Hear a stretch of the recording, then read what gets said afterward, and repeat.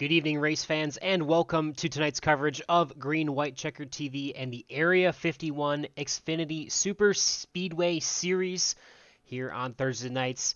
Very excited to bring this to you. We are at the 2.6-mile racetrack known as Talladega. Really excited to bring this one to you tonight, and should be a lot of fun. We've got a bit of a new name here in the booth. Hasn't been on in the while on Thursday nights. Voted probably most likely to become a stand-up comedian in high school. Mr. Gael Brooks, how are you doing tonight, sir?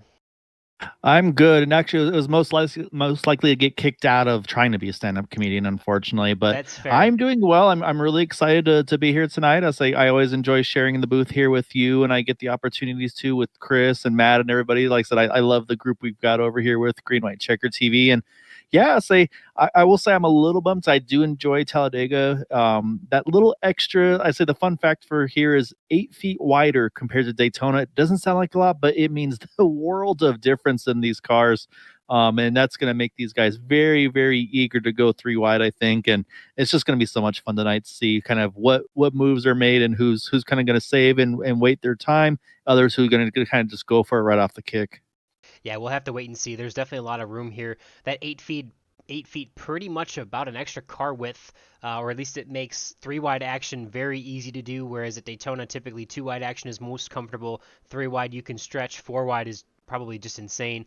Here at Talladega, 3 wide is very comfortable. 4 wide is pretty easy, and 5 wide is obviously also insane, but can be done here. So it'll be interesting to see who tries to take advantage of that. We have seen in the past where drivers can make that third lane work, but you've got to stay really connected in order to get that run around the high side to get to the front. So there's multiple options here, more so than at most of the Super Speedway tracks, other than maybe I guess iRacing Super Speedway that we go to here in this series. And should it be a lot of fun? I guess Gael, it sounds like some of the fans were expecting pizza tonight. I don't know if you have any comment on that, or if that's on its way, or what's up with that.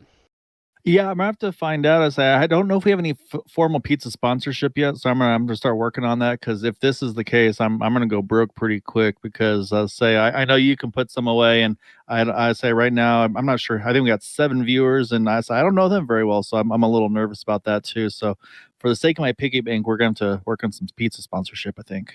Yeah, maybe just start off with something simple like a hot and sweaty from Little Caesars. But before we get this one kicked off here, Gael, favorite pizza's topping? Ooh, I'm gonna go off normal. I've been a fan lately of chicken on top of pizza. Okay, chicken with like a chicken bacon ranch or like a buffalo More chicken or barbecue, more barbecue. barbecue chicken for me. Yeah, I'm Okay. not the spice machine like you are. All right.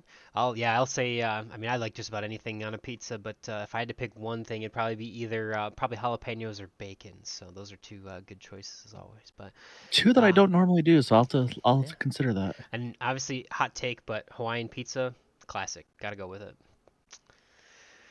All right.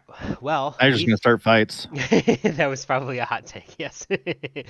Well, we've got a couple cars on the racetrack here, Gael. Why don't we bring up that grid here and see? We've got a couple names in here we haven't seen in a little while. We've got Sebastian Marin making his debut for the season here in the 4th race. He is going to grab that pole with Kevin Freese there to his outside. You guys should be working together tonight under the Team Bootnaka Esport banner. Gabe Butler, also of that team, he's going to be the first car in the 2nd row on the inside lane with Everett Lane, new name for the season, to his outside. Charles Johnson in that number 9 machine for TW Motorsports. He's going to be on the inside lane with Rick Sanchez in that 510 outside of row number 3. Eric Laurie in the 071. He hails from Florida in the inside of row number 4 with Giovanni Occhipinti in the 000 machine from New Jersey outside of row number 4. David Overstreet in the 68 machine for Checkered Flag Motorsports is going to be starting on row number 5 towards the inside with Austin Call rounding out the top 10 for your starting drivers tonight. Les Levy, he's going to be on the inside of row number 6 in that number 62. Couple Checkered Flag Motorsports drivers lined up nose to tail to start of this one with Carl Lingle on the outside of row number 12. Got a few more names to pull up here. Maxwell Caldwell in the number 94 machine. He was just about a tenth of a second off of the lead. That puts him back in the 13th starting position, with Corey Buskirk of Blind Squirrel Racing starting to his outside. Brandon Paul will round out the top 15, with Andrew Pileshi starting on his outside in row number 8. Adam Kilday of Skyview Motorsports is going to start in that 85 machine on the inside of row 9, with Richard Bernius to his outside. The rest of your field not electing to take a qualifying time, so it'll be settled by oval I rating. That'll be Brian Wang, who has the highest, followed by Jack Walls to round up the top 20, Nick Wing and Jim Brooks on row number 11, Bud Steele and Bob Fitzgerald on row number 12. And in 25th, we will have Dean Wilkinson in that number 55 for TW Motorsports. All right, we've seen drivers are pretty much around back to, or at least through turns 3 and 4 right now. Get a little bit of time before we get to this restart here. Gael, some fast thoughts just before we get started in this one tonight. I'm looking at the Discord. I'm spying on drivers, and we've got a pretty heavy boot knocker field here. I see 6 drivers in there. I see 4 over in Limitless, and we got about 5 with Roswell and 3 over at TW. So a good couple of groups there. Unfortunately, the Blind Squirrels are rocking 2 right now. As I know, one of them's actually on their way to Talladega for the race this weekend. So I hope Ambrose has a great time over there. So I hope you enjoy the broadcast. If you're watching, have a safe trip and have a blast over there. And Boomer, I'm getting ready for this one. It's going to be fun. It's going to be exciting. Definitely a long wait after the pace car ducks on to pit road, or the pace truck here tonight. Before they get to that Geico restart zone, and it's going to be Sebastian Marin in the number 23 Nexus Sports Machine. He's going to be leading us to the green flag on that inside row. Kevin Freese in the number 25 machine in the outside row, as we get underway for 75 laps here at Talladega in the Xfinity Superspeedway Series at Area 51. Should be a blast tonight, Gael. Yeah, it's going to be fun to see. And obviously, like you said, some strategies of getting up front. Obviously, Sebastian, I was like getting a bonus point for pole position, but missing a couple of races. So we'll see if that really comes into play or not for him over the course of the season. But those starting towards the back, maybe trying to get that all important bonus point as well for being the highest climber tonight. And of course, also if these guys can try to keep it clean, have that incident-free race, 2 bonus points in their pocket. Haven't seen a ton of incident-free races so far this season because it's been dicey. Oh, and it's early. Right away. Wow. That just ended for almost half of the field. Oh my gosh. That was probably the biggest opening lap wreck we've had in a long time. Yeah, huge wreck there. And also the flagman kind of sleeping there on the wreck there, unfortunately. But yeah, heartbreaker for Everett Lane. Got a big hit there. I think he had to take a toe right off the bat. And I think just a bump kind of off center, a little bit gone wrong. And that's a hard one to take for a handful of these guys. I see 3 already on the pit road here, the 51, the 000, the 24, not the start that they're hoping for. Yeah, we'll see if we can take it back to the moment of action here. See when the yellow flag came out. There we go. We got the spotter view there. See if we can see where it happened. So by now, the wreck has already happened in our replay. So we might have to rewind this here for you. Apologies for that. See if we can actually. We'll jump back to this moment here. See if we can see where it happens. You see the 24 machine already sideways on the field, so we will still rewind just a little bit here and see if we can get a good view of what happened here. Apologies for that camera work, but we're gonna ride on board with the 510 machine of Rick Sanchez. See if we can pull him up here and see if we can see. He's got a nice view of the back of that 24 machine. And lap number 1, obviously very early on, but a little bit of a push maybe coming out of turn number 3 or turn number 4, excuse me. Just seems to upset the back end of that number 24 machine. Gets into the 88 of Gabe Butler. He's going to have some door damage. And then you'll see he tries to save it, gets back into the 510 of Rick Sanchez, and that 24 is going to take a huge hit into that outside lane. Very thankful that it is a virtual race car here tonight, as most of the rest of the field, the 30 machine, the 03, the 68 you see getting hooked there.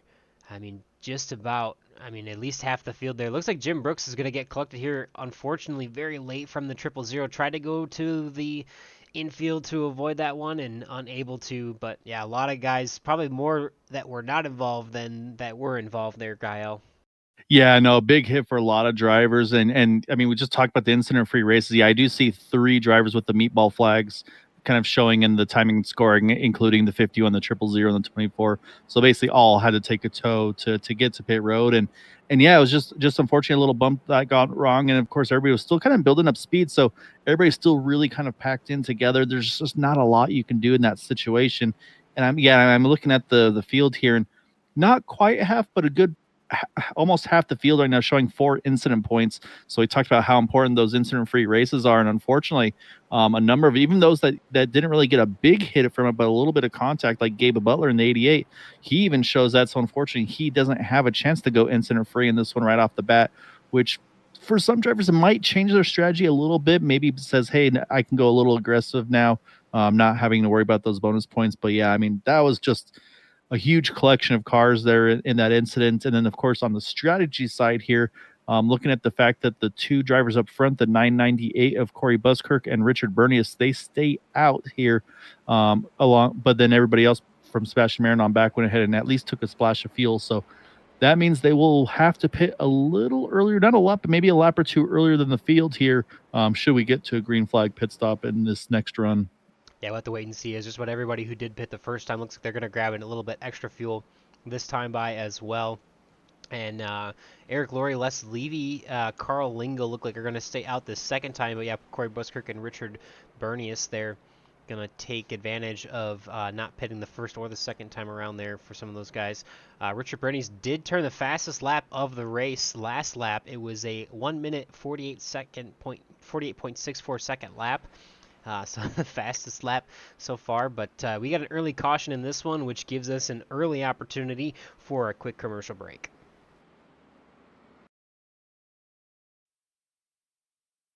.40 Racewear, makers of the ultimate sim racing shoes and custom apparel designed for sim racing by sim racers. .40 racing shoes are engineered to connect racers to the pedals in a way no other racing shoe can, all the while giving you the comfort needed to complete those double and triple stints. Visit 40racewear.com and check out the latest sim racing products that let you connect to your sim.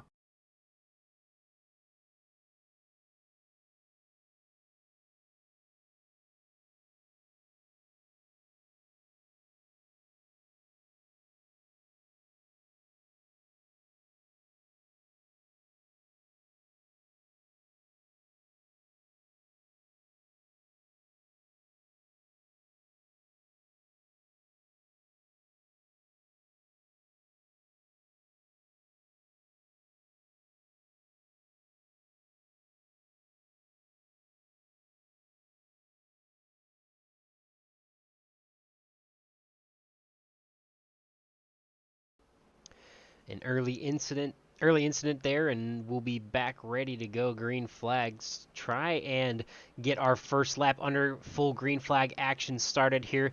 You'll see most of these drivers lining up single file. Anybody who pits twice will have to do that, so we're going to only have 2 wide for about 3 rows deep on this restart. Corey Buskirk, he is going to be your control car with Richard Bernius to his outside. It's going to be, we'll see how quickly they do get lined up here, but a couple laps led there for Corey Buskirk and bonus points under the yellow flag condition as we are back underway up through the gearbox once again, shifting through those gears and the H-pattern gearboxes of these Xfinity Series cars. Back underway, hopefully to finally complete the first green flag lap of this one, Gael. Yeah, and it does look like all cars involved are back out on track. I'm showing 4 cars a lap down. So that's going to be the next question. Is going to be that lucky dog battle, which right now it's Giovanni in the 000 that's in that ideal spot. But again, I mean, still early. Everybody's kind of building up speed and start building up momentum. And then I'm curious to see, because like you said, a lot of drivers pitted there and topped off. So I'm wondering maybe someone's thinking stretching fuel, maybe trying to pull a one-stopper going on. But already Kevin Freese, Leslie, they jump straight to the 3rd lane there. And almost a close call between the 071 and the 62. But I say Kevin is definitely a stout pusher. And I say he and Les, I mean, they know each other for a while now. And let's say when Les is in these races, he's always going to be going for the front if he can. So we'll see if the two can make something happen here with that 25 and 62. Yeah, a little bit of an unlikely connection there we see with the 25 of Kevin Freese from Team Bootnaka Esports and Les Levy working with the TW Motorsports drivers tonight, but a little bit of teamwork there to get themselves up to the front as they try to get there from the outside lane. Definitely is doable. You have to have a strong set of cars pushing you. As you'll see, the 23 machine there looks like Sebastian Marin's going to jump in front of his teammate, the 071 of Eric Laurie, and he's going to try and get himself pushed up to the lead as Corey Buskirk and Carl Lingle continue to hold the inside line there. And we'll see how they get a little squirrely there for the 071 in the middle of the track there. He's going to have to break up from the 23.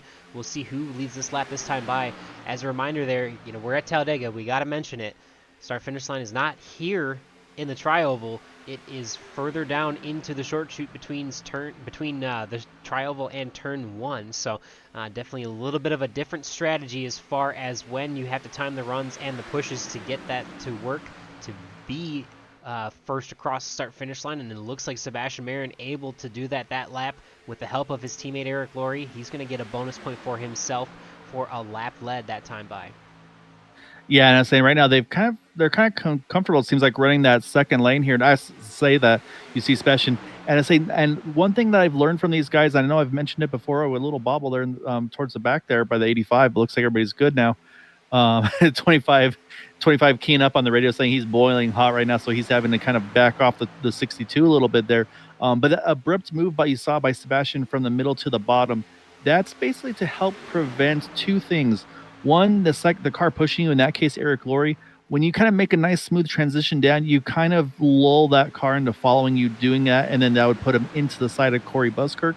But also, if you do it real slow, that starts to give that inside lane a little bit more draft, and so you might actually not clear them from when you start to when you finish, and so it's also a way to prevent some incidents as well. So pretty interesting. Some stuff I've learned from these guys that kind of, again, this is what they do and what they do really, really well.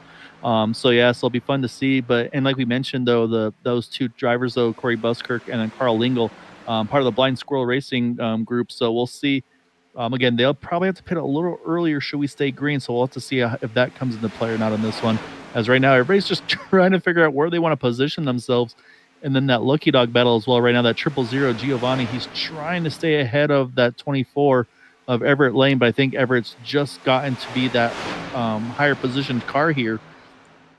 Kind of that race within a race we've got right now, Boomer. Yeah, definitely. Yeah, you see there is the 000 is going to take it back out of turn number 2, but we've got a new leader there up in the front, Les Levy Jr. or Les Levy. He's going to be working that middle lane at the moment, getting the push from Eric Laurie in the 071. And you mentioned there the 23 of Sebastian Marin was leading there just a moment ago. Haven't seen him yet this season, but rest assured he does know his way around these plate tracks or super speedway style racetracks. And no surprise to see him grabbing the pole and leading laps up here early. A lot of these guys in this league have a lot of experience with this style of racing, and it's really cool to see the artwork as they go around these high-banked racetracks.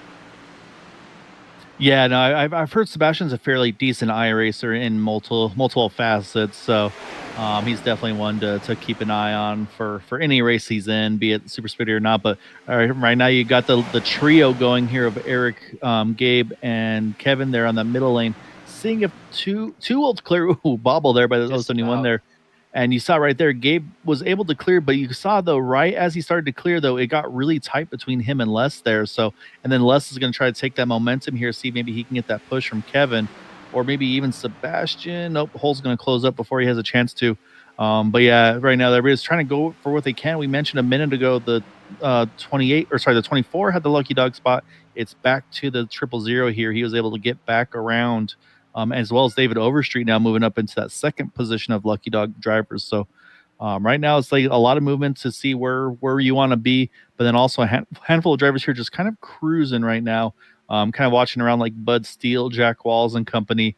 I think they're just kind of in that play it safe spot right now, and also a little ahead of them, Austin Call, Maxwell Caldwell, Andrew Pleshy. I think the same thing. I think they're just kind of in cruise control right now.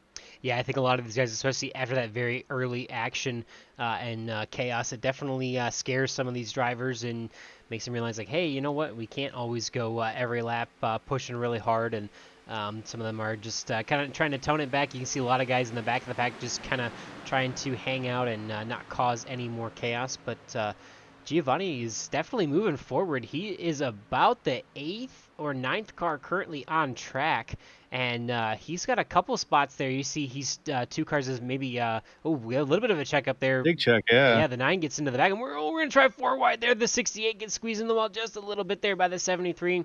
But the 000 working on that inside lane now. He's got a great run down the backstretch, as you see from the spotter view here. He is working hard to get back to the front of this one, and who knows, maybe he's going to try and get up to the front of this one and get around our leaders and earn that lap back the hard way. I mean, that's where if you're that second car, which right now is David Overstreet, yeah, you're the biggest fan of that. You're like, yeah, man, go get your lap back because I can just sit and get the lucky dog that way. But I remember I just mentioned like a lap ago about some of those drivers kind of just sitting and cruising, like Jack Walsh. He's found his way. Bud Steele's found his way up there. Charles Johnson. I'll say they just like, you know what? No, either they were listening to me just cruising and they wanted to prove me wrong, or maybe they're just saying, hey, now's the time to go. So I know one thing I do enjoy doing is kind of just backing down, like I said, saving fuel, taking it easy, and then kind of picking up the pace once it's around pit stop time. As the leader's coming up on that 51 of Jim Brooks, this is going to put him 2 laps down. We'll see. I believe we'll see if he goes top or if he maybe goes apron here. I think he'll have just enough time to hit the apron. Yeah, there he goes.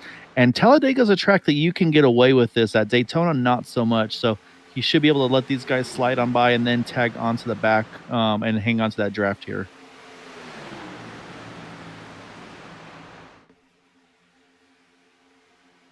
Let's see if he can slide up right there. Ooh, got a bit of a squeeze there, but it worked out.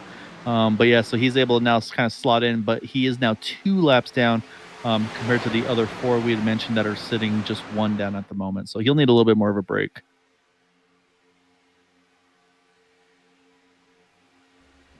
Yeah, and as we look back there, it looks like there was a bit of a transition for the lead there. Bud Steele grabbed the lead, it looked like at the start-finish line for just a second there, and going to have the 23 machine's going to grab it back with Les Levy continuing to push him as Les Levy's going to jump back up.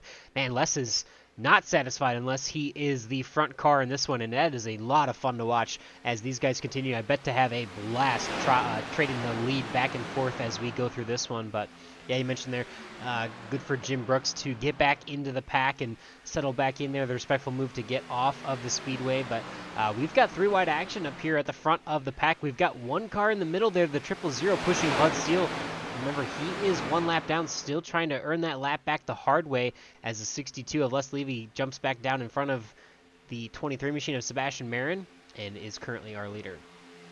Yeah, and the other thing, of course, I'd say Les is probably reminding me too, is like, hey man, I'll say if I'm up front, you're going to show my paint scheme. That's going to remind you that he does do some paint, custom paint schemes for people. I say because you can find him at Levy Designs on Facebook, and he is one of the Area 51 sponsors. So definitely appreciate Les's kind of help out with the league. And then that's how you can see that good-looking Maker's Mark car there. So he's got the white front, but then the carbon fiber on the back half of that car. Saying he's putting it in a pretty good spot right here. And yeah, and Kevin Freeze just keying up right now. That he just cannot get that car cooled down right now. So he's letting David Overstreet roll on by there to grab that position. Not for his position, but more for track position, really. Because right now he looks like he wants to keep tabs on Giovanni here to see if he can hang on to that lucky dog spot. Yeah, definitely. I mean, Giovanni's definitely trying as much as he can. I mean, we've got 2 cars within the, I guess not top 10, but within the front runners or so. I mean, we've got Giovanni Ocopinti. He's the 2nd car in line in that outside lane. The 4th car in the outside lane is David Overstreet. Again, these drivers battling for that lucky dog. And as Matt Wagner has chimed in, yes, definitely running a lap down towards the front of the pack is scary. You know, there's definitely still room for everybody to be up here and racing for everything that they have. Obviously, these leaders are, Bud Steele leading that lap. He's going to try and grab a bonus point, or he does grab a bonus point for that lap lead. He's going to try to do what he can to stay at the front of this pack, but for others like Giovanni Ocopinti and David Overstreet, their night could be over unless they race really hard at this point to be able to get their lap back if a caution were to come out. So even though it is definitely a little bit sketchy for some of the drivers that are leading this pack, there's still something that everybody up here is racing for, and there's sometimes need to be aggression from even those drivers that are one lap down, and everyone has that right to be up here and trying to see, as you see the 68 machine, he's going to jump to the third lane here, try and follow the 88 and the 25 as they try to get to the lead, where the 68 is going to try to get to the lucky dog spot. But yeah, it's fun to follow all that action as we go around here at what do you say, just over 190 miles an hour here, Gael? Yeah, about 186 here coming out of turn 2. Going to pick up a few more miles an hour, but man, this middle lane is making me nervous. I just see that little wiggle back and forth, and you kind of go back to that little bump gone wrong, because that's the worry, is that you just get a little unsettled and uncentered, I should say, and make a push. Big move by Lester. I don't know if that was an intentional lane change or not, as Gabe just able to clear that middle lane, not get to the bottom though. And oh my goodness, these guys are, again, we're on lap 18, and it feels like we're going with about 3 to go the way these guys are making these moves. Yeah, this intensity has definitely picked up very early on. The 25 machine is finally able to get in front of a driver and get a push from somebody else. That push again coming from the lap car of the 68 machine, and he is hopefully trying to get to the front of this one. Giovanni Occhipinti is now leading the middle lane, being pushed by the 23 of Sebastian Marin. Gabe Butler there is going to take advantage of that push that he got. He jumps down to the inside lane, and he is going to take over the lead of that lane, as the 25 machine is going to go from the top to the bottom to get in front of Gabe. And now you've got Gabe Butler and Kevin Freese lined up at the front of this pack. Never quite seen that before here at Super Speedway, Gael. I'll say that was quite the elevator move there, top to bottom for Kevin. And I mean, look, we talked about the lap car battle. You got the 000s right there. You got the 68s right there. The 24s now in that mix as well. I mean, they're all going after it here. They just don't want to be that lucky duck spot, and they're going to have all contact with each other. The wreck. That's going to be the caution. I think they're all going to be in it here. So we'll have to see where the lucky dog actually is going to fall to, as everybody's trying to slow down to avoid the incidents here. And I don't know if anybody got through that. I think, and I could be wrong, I know that David Overstreet got in that. I know that Giovanni got into that. And I think Everett Lane definitely got into that. Your dad's going to be the lucky dog here. No, he's not. I just went back and I was watching him, and he was slowing down, but everybody was kind of washing down across his nose. And you'll see when you go back and look at it, he got some contact. So I think this is going to be a lucky dog free caution, unfortunately. Yeah. And unfortunately, Everett Lane, I believe he's actually retired from the race. David Overstreet, he's had to take a tow as well. So these guys are going to be in even worse position than you saw Giovanni's car. That thing was kind of crab walking, so got some severe suspension damage there as well. So, oh man. Yeah, tough break. And I mean, you see, we almost had the big one here twice. This is the second incident where we've got at least probably 10 cars involved, and we'll try and catch you up on some of the moment of when this happened here. We see as they come into the corner, the 000 machine starting to turn to the left as you get into the corner. We'll rewind that just a little bit here for you and try and see if we can determine what happened here. But a little bit of a pinch from the outside lane of the 68. Remember, he is trying to lead that battle there, and it looks like the 68 and the 000 just get into each other there, sends the 000 down to the inside. The 62 is collected, the 24 and the 68 big hits to the outside wall and big hits to the 000 of Giovanni, and you can see the 071, the 85 involved, a couple more on the inside of the track as well. And yeah, a lot of guys, 83 Jack Walls. Looks like Bud Steele collected for just a moment, but he keeps rolling. 85, the 28 is going to check up here and just get into the back there. The 73 involved. And I think at this point, almost everybody in our field, except for maybe Kevin Freese and Gabe Butler, was involved in this one, if not the first one. We'll jump back live here as it looks like green flag pit cycles are underway.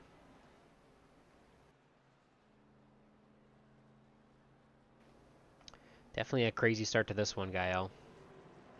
Yeah, no, definitely a tough one for a handful of those guys. And so like I said, I think it's not going to be the ideal situation, like I mentioned, for the 51, but I think it still actually could work out decently for him because it wasn't a lot of damage I feel like he got.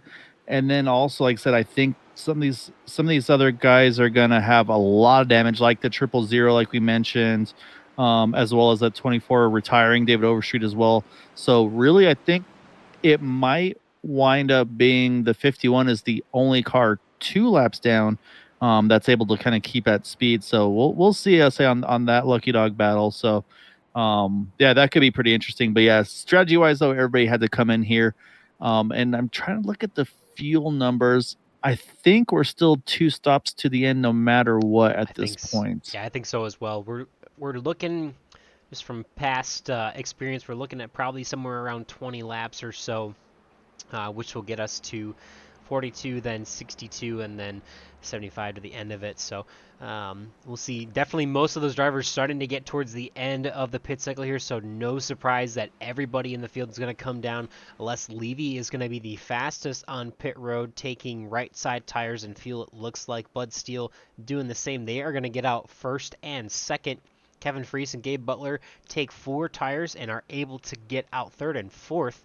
Corey Buskirk and Bob Fitzgerald looking like they only took fuel as they were able to get out 5th and 6th, and pretty much everybody else in the field is taking 4 tires or is spending more than 15 seconds on pit road because of damage. So we'll have to wait and see, but we will take a quick break in this one.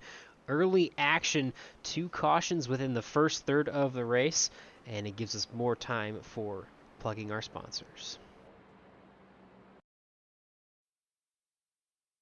40 Racewear, makers of the ultimate sim racing shoes and custom apparel designed for sim racing by sim racers. 40 racing shoes are engineered to connect racers to the pedals in a way no other racing shoe can, all the while giving you the comfort needed to complete those double and triple stints. Visit 40racewear.com and check out the latest sim racing products that let you connect to your sim.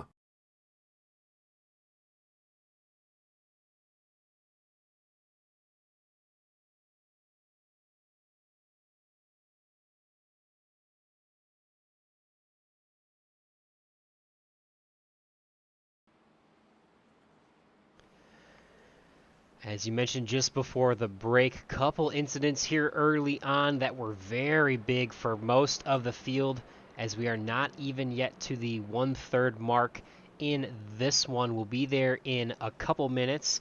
And yeah, definitely agree there, Keegan, that we could use an updated crash avoidance model.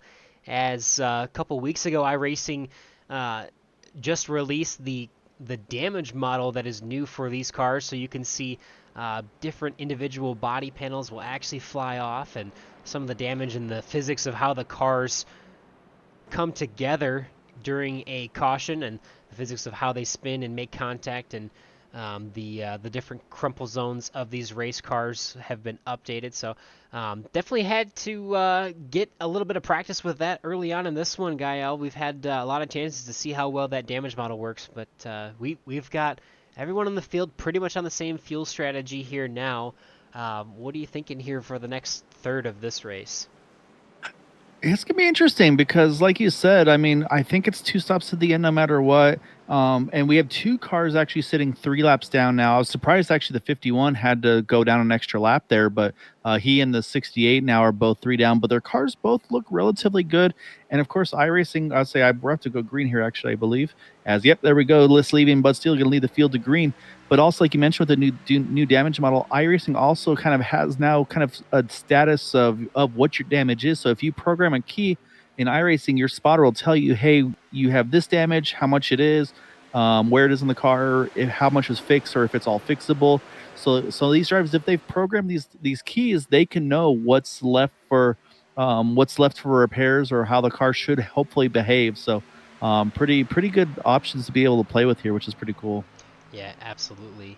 Definitely more realistic as far as, information that you would be getting as a driver in the real world in one of these cars, where you'd have a spotter telling you, hey, you've got damage here and here, or you'd have the crew chief being able to watch the car going down this front stretch and say, hey, yes, I can see you've got damage here on the left side. So definitely interesting. Always appreciate iRacing and what they do to make this I would definitely say the most realistic racing simulation as far as any online multiplayer racing simulation program that is available to the public. So always appreciate them for improving that Oh, yellow system. back out. Ooh, we got a yellow back here as we'll see. It looks like the 85 machine of Adam Kilday is slow here.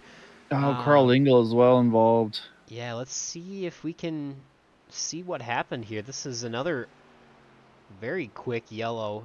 Nick Wing, Carl Lingle looks like involved, and we'll have to Yeah, I think see. those are. I'm taking a look right now to see if I see anything, and well, I'll let you kind of make a call Yeah. too. But and Andrew Pileshi getting a piece of it. Not Oof. nowhere to be like did nothing wrong, just wrong place, wrong time for Andrew. It just kind of to me looked like the 28 drifts up a little bit on entry, catches the 30. So just unfortunate for them, but it's going to be a big break for one of the two drivers, either the 68 or the 51, and it looks like it will be the 68 of David Overstreet, which now is just going to make things even more like more of a better deal for him because now he's going to be the only car 2 down. Then if we get another yellow, the only car 1 down, and so on and so forth. So unfortunately, it looks like that's it for Carl though. After that incident, he has retired from this one as well. So it's been an eventful one. I mean, we're on caution number 3 already here, and like I said, I kind of felt like we'd have a plenty of space here tonight at Talladega. Just kind of, I feel like a couple little simple mistakes going on early, and Nick Wing also looks like Yeah. has retired as well. Yeah, definitely. I mean, that was obviously probably the smallest incident of the 3 that we've had so far, but you see the 30 machine and the 28 machine pretty well damaged from that one.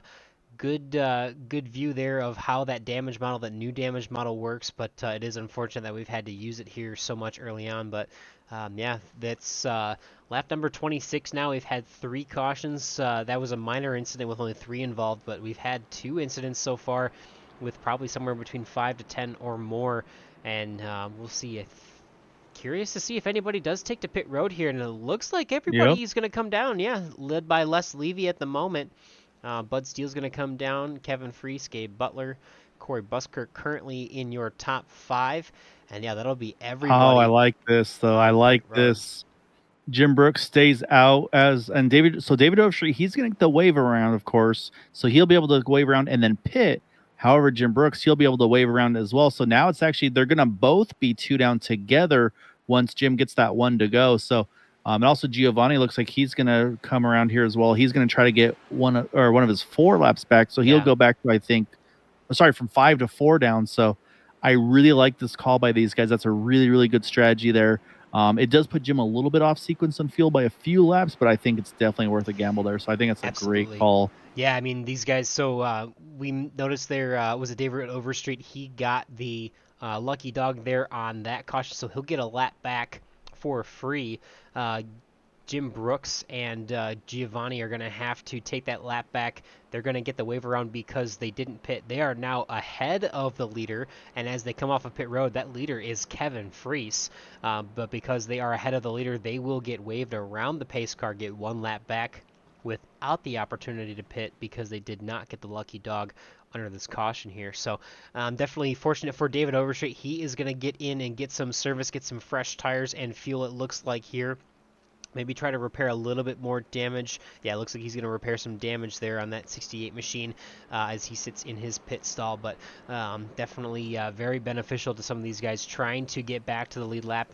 With how much action we've had and how much attrition there's going to be, there is absolutely value in trying to get back to that lead lap and scratching and clawing for every lap back you can get.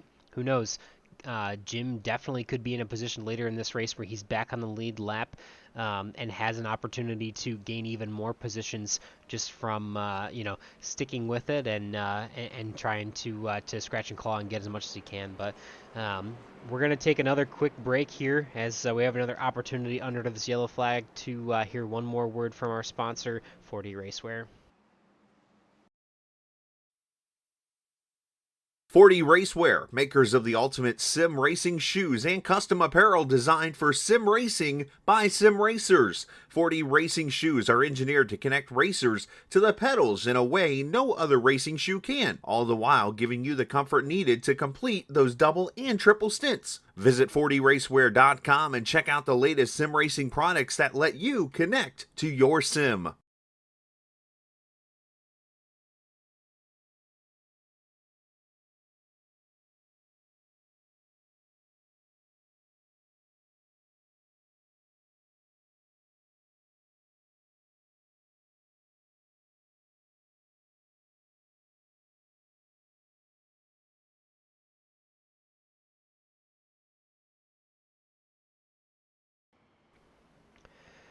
Just want to take a second to appreciate how active we've got the chat here tonight, and appreciate everyone tuning in and watching this one. Definitely some longtime fans out there.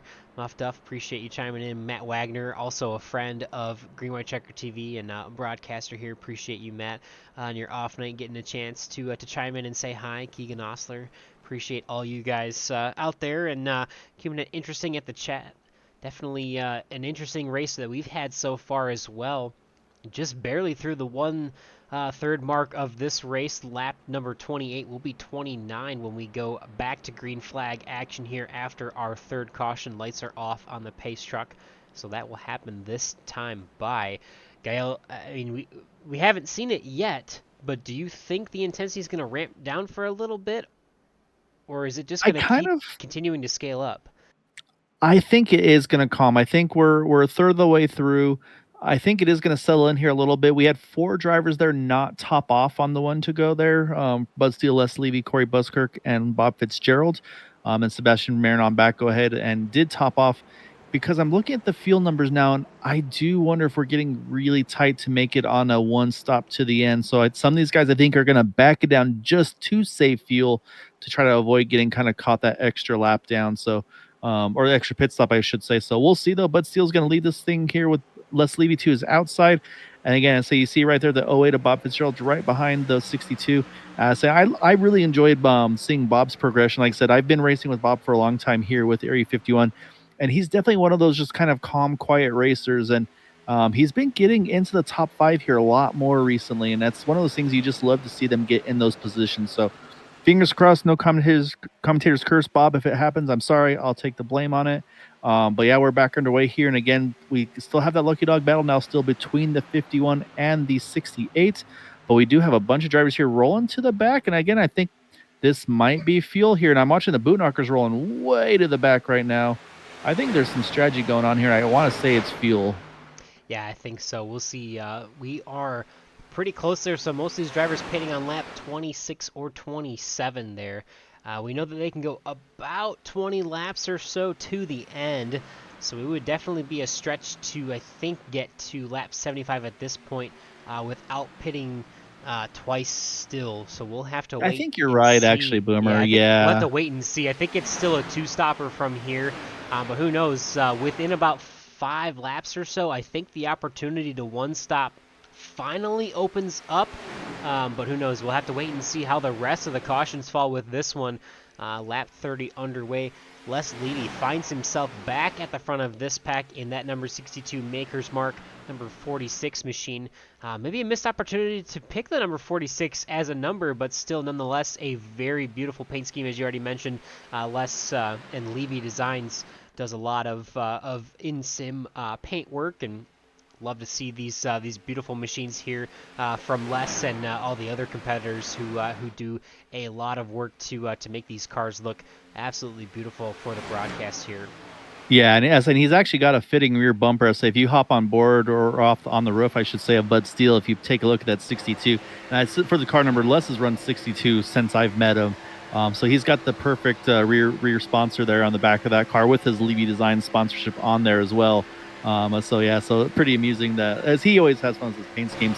But right now, though, Bob Fitzgerald here, he's got a great push from Rick Sanchez here. He's going to try to see if he can get a lap lead in that 08 car. And like I said, I mean, I'm a little biased, but I always like to see some new names up front there. And like I said, Bob's usually kind of that cruise control type of a driver, but he's going for it right now. And he's got some great helper with that 510 and the 68. Like I said, I'm biased, but I would love to see Bob stay up front here tonight. Absolutely, yeah. Bob, we've seen him kind of get the short end of the stick a couple times this season so far, but he's going to collect a bonus point for a lap lead that time by in that number 08 machine, as he is going to grab his first lap lead of the season here. Going to drop down in front of the 62 machine and take advantage of the point from the inside lane. That's going to leave the 510 of Rick Sanchez with the 68 lap car of David Overstreet in the outside lane. Just about everybody else in the field now finds themselves in the inside lane now, single file. Yeah, and I'm watching. There's 3 boot knockers right now that are the caboose right now. Eric Lurie, Kevin Freeze, Gabe Butler. And again, a little curious about the strategy. I know they've got something up their sleeves. I'm watching also, I think Brian Wang's working his way back to find them too. I'm thinking they're rolling back here to short pit. and they're going to try to make it that way people can't jump in with them. They're kind of make them have to go an extra lap and then jump in. So I'll be curious to see if we see Sebastian Marin. Does he continue to drop back to them as well to get 5 of the cars in there? Because of course, the more you can have, the better. So I'm going to be very intrigued to see what these guys have up in store for us. But Yeah, it does definitely. seem a little calmer right now, though, just with everything going on. Yeah, it looked like there was a moment there, maybe from the 94 Maxwell Caldwell. Not sure if he was just dropping back, but looks like we've got a little bit of a break in the field here. Jack Walls finds himself kind of at the tail end of the lead pack. Sebastian Marin there a little bit further back. Still not going to lose the draft, but we're a little bit further separated as we go on throughout the rest of the pack here. So I'll have to wait and see, but definitely was interesting to see. Look at the 94 drop back quite a bit, and we've got a little bit of a break here in the middle of this pack, but Bob Fitzgerald there continues to find himself at the front, but there's a run there for the 510 of Rick Sanchez. He's going to get this lap led with the lap car of the 68 machine of David Overstreet with country time. A little bit of a nod to, I believe that's Neil Bonnet, an old school paint scheme. Love to see that. And another old school paint scheme. Dave Blaney was one of the drivers who drove that Jasper engines or transmissions paint scheme that Rick Sanchez is rocking tonight. Love to see some of these old school paint schemes, and again highlighting all these beautiful paint schemes that we do have for the broadcast here. But looks like Bob Fitzgerald's going to get back to the lead here. Les Levy trying to work on his own there. 6 machine of Bud Steele should... Oh, he's actually going to jump up to the high side, and actually he's going to support the 62 machine. So that's going to put the 08 at a bit of a disadvantage, but he's going to fall back again to the nose of the 510 machine. And we keep rolling here with lap 35. Yeah, and it's interesting. Like I said, these guys are trying to get to the right now. The 68 is trying to, like I said, get one of his laps back the old-fashioned way. It would put him from 2 down to 1 down. So if he's able to clear here and stay in front of these guys, he would actually basically get 2 laps in one shot. So right now he's tail end of 2 down.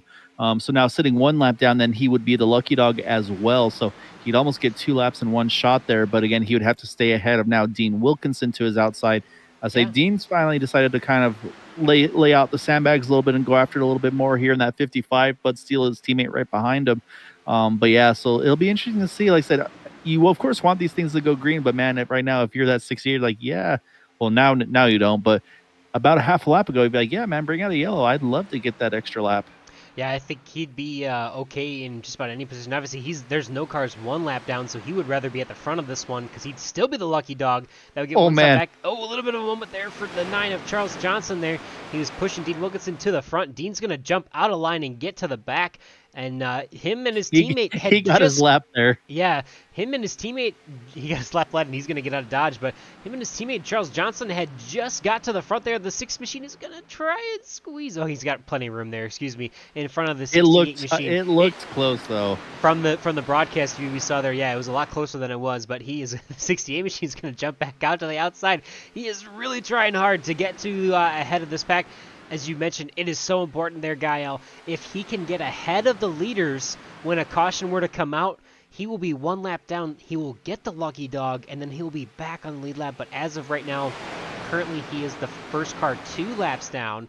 So if a caution comes out, he will only get 1 of those back. But Charles Johnson, he rode the wave with the 55 machine, Dean Wilkinson, all the way to the front. First time we've seen them at the front of this one, but they're each going to get their bonus points. The only difference here, as Charles Johnson leads that last lap, he's going to stick around at the front of this one, now being pushed by Bud Steele on that inside line. The 08 of Bob Fitzgerald still hanging out there, 3rd in line on the inside, and Les Levy, once again, never satisfied unless he is leading the race. He's got the 68 machine of David Overstreet pushing him, trying to get back to the lead, now with a little bit of help from Adam Kilday, 3rd car in line on the outside lane.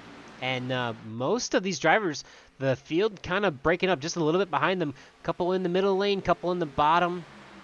And not really anybody super organized, just riding single file through this one, as pretty much the only bit of action here is at the front of this one, as Les Levy's going to jump back down and get back to that point.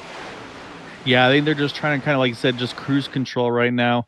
I was going to say it might even be worth Charles and them letting the 68 be the one to really work the draft, because just let him lead, to get him back in the lead lap, but then you're still saving fuel behind him, because there wasn't a big organized group running that second lane. So it almost might be in your benefit to just I would almost let that 68 by, let him break the draft, let you save a little bit of fuel. That way your pit stop's a little shorter.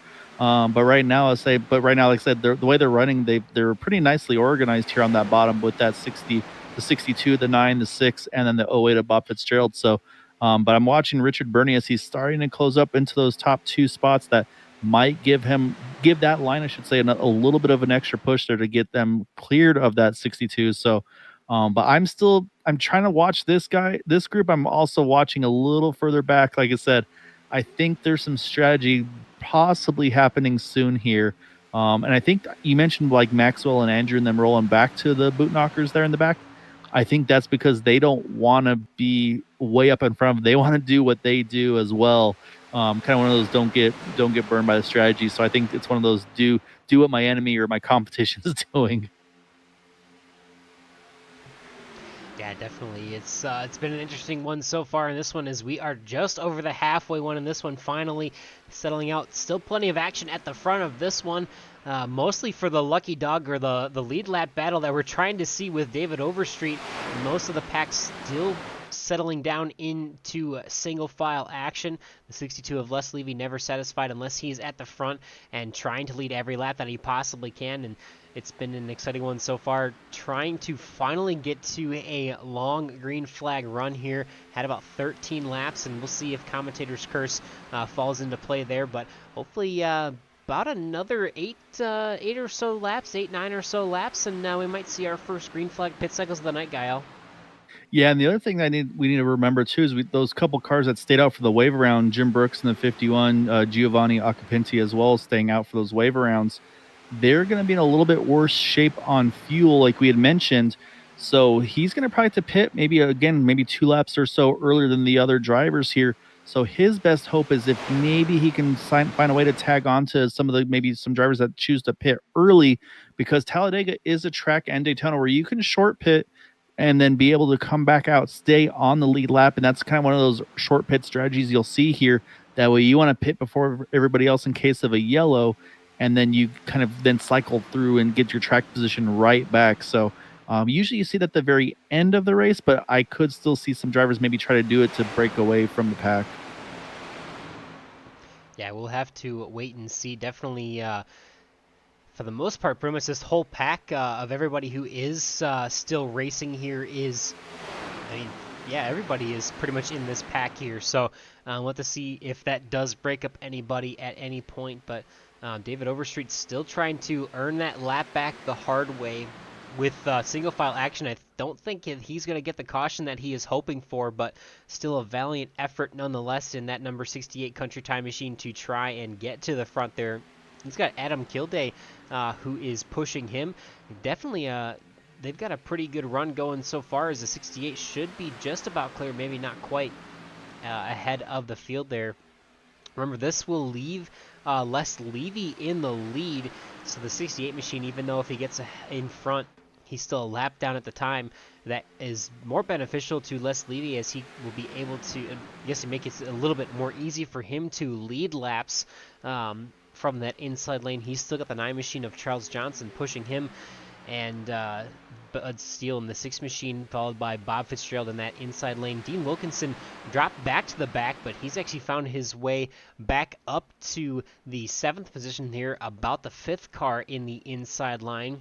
And like we've mentioned already a couple times, finally settling out in this one, as most of the field is just waiting for this next green flag, or the first green flag pit cycle, I should say, to ensue. Yeah, and it's interesting too, is I'm looking at the running orders and positions gained and lost. Right now, most of our top 10 are pretty much drivers that started towards the back of the pack. The only one that's really up front from where he qualified is that number 9, Charles Johnson, only 2 positions gained.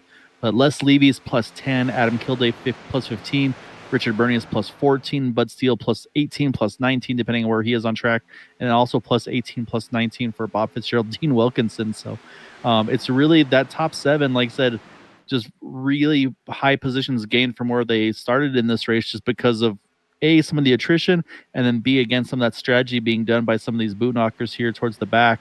So again, it's just curious to see how that's all been panning out. And I'm looking at pit stop numbers. These guys pitted at lap 26. Some topped off at 27, and we are now working on lap 44 here. So not too far away from that window opening. But again, though, I think a handful of these guys are going to want to try to see if they can basically go as far as they can here to put as little fuel as possible in for that final stop. I do not think, like I initially thought, I don't think you can one stop it to the end. No, I don't think so either. Someone will try. Yeah, I think so. I mean, I don't think they're going to be able. They're going to probably have to stretch a lot more fuel than they think they will, because that would be what 27 to 75. That'd be about a 50 lap cycle. I mean, 20, 25, 26. Yeah, you can't laps, do 25 twice. No, it's too much. But nonetheless, obviously, we're probably a couple laps away. We're about 17 to 18 laps since most of these drivers, 18, 19 laps actually, since most of these drivers have last pit, which means that we are probably getting within 1 to 3 or so laps before we see green flag pit cycle action, which definitely makes sense as far as the field goes to have them strung out. We've been strung out pretty much since this last restart. You're going to see the 51 machine. He's going to duck on pit road, and it is that was 24 laps. Yeah, he did not pit on this last pit cycle. Neither did the 000 of Giovanni Occhipinti. If you remember, these drivers took the wave around to get one lap back. They're going to be stuck having to work with each other. Not that that's a bad thing. That I'm not trying to. Yeah, it's honestly a best case scenario, really. At least, they've got someone at least to draft with. But we mentioned that if a caution were not to come out after the last restart, they would have 1 or 2 less laps of fuel than the rest of the field. So for them, they're going to have to pit there. Hopefully, they can maintain. I think it was around 2 laps down for each of them there. But we'll have to wait and see. They come out together. Yeah, Giovanni is I think 5 laps down at that point, but. Regardless, they will be able to work together here as the field is going to continue on this time by here. Adam Kilday is actually going to be currently in the lead, but the 68 machine of David Overstreet, he's going to jump to the bottom there. And remember, he is a lap down. He is not leading this race, but he is now controlling it. If a yellow were to come out... I say this would be a perfect time. I say you don't want a yellow, but at the same time, I wouldn't be too upset about it. Let's be honest, David does want a yellow, and that's totally okay. Oh, no, David for sure does. Yeah, he would love it. And Jim honestly would too, because that would then get Jim to stay on the 2 lap down cycle, and he could even consider... I don't think he would do the wave round at this point, but it would at least save him, because like right now, their lap times are definitely not going to be what the leaders are, so... they're going to have to hope that these guys all pit here shortly. So I'm kind of watching that mid-pack to see if we see anybody duck off. And nope, still no takers, though. So, yeah, it looks like definitely going long is this plan here for these guys on this, at least on this stint. I'll be very interested to see when that last, do you pit right away to get once you're in your window? Do you go just same thing, go long again? So it's going to be fun to see. But this is exactly what David Overstreet needs. He's got no pressure from that second lane, so he can just lead here, hope for that yellow, and like I said, then he would be back on the lead lap. So that could be great news for him, because everybody's starting to single up here because they know pit stops are looming. Right now, Richard Bernice is kind of that lonely man up on that top side, and not sure if he's trying to find a hole to drop down into as of yet, but he's not really finding too many options at the moment. He might have a hole here in front of the 55. We'll have to wait and see if the Ford Mustang Alliance there allows him to get in, but he's trying to get back further up, as we see nobody going to be coming down pit road this time by. So this pace is slowed down, Boomer. Yeah, definitely a lot. It seems like the drivers are trying to save a little bit more fuel. Who knows? Maybe Are they trying to run a number? David Overstreet just keyed up saying he is going to pit this time here. Okay, yeah. Because sorry to interrupt, but I don't think there's any way that they have to pit twice here. I think they have to. I think so too. But so I'm looking at some of the best laps are in the low 50s. That last time by almost 52 seconds. So again, I mean, this is great for Jim and Giovanni, because they aren't running that much slower now with just the 2 of them compared to the field, because of how slow the field has kind of slowed down the pace of this race. So it actually might give them a chance to not lose the draft here over the course of this pit stop cycle.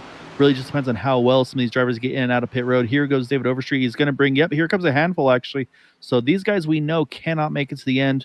As a little lock up there, but I think everybody's getting through so far. So good. So far, yep. All 5 drivers hitting pit road clean. That's going to be Les Levy, Corey Buskirk, Bob Fitzgerald, Adam Kilday, and David Overstreet, which is now going to promote Charles Johnson to the point in that number 9 machine.